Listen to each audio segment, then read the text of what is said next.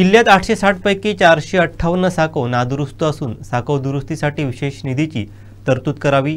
खरीप हंगाम 2024 मधील भात पीक नुकसान भरपाईची 2,44,00,000 रुपये रक्कम शासनाकडे प्रलंबित आहे, ती लवकरात लवकर शेतकऱ्यांना मिळावी।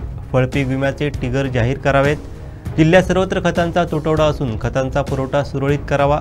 त्याबरोबर 11वी प्रवेश प्रक्रिया लवकरात लवकर पूर्ण करून 11वीचे वर्ग सुरू करण्याची कार्यवाही करावी, अशा मागण्या शिवसेना उद्धव बाळासाहेब ठाकरे शिष्टमंडळानं जिल्हाधिकारी अनिल पाटील यांची भेट घेऊन केल्या आहेत।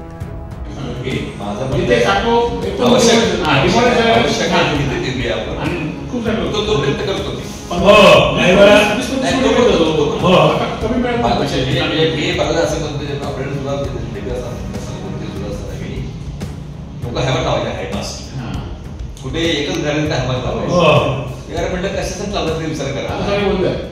आता बघ मी असं तुम्ही म्हटलं नाही ते विरोध करायचं नाही करता हे बंद आहे सोलर ते बंद आहे म्हणजे 10% वरती खर्च आले खूप ग्रामपंचायत आहे 35% पण 35% मध्ये दिग्गज ग्रामपंचायत आहे ना त्यांची तक्रार कायम होत जाते। असे ग्रामपंचायत आहेत ना ते काय दोन आहेत सगळ्यांना नियम सारखा असणार की तुम्हाला वेगळं आहे मला वेगळं मला वेगळं असं होणार नाही।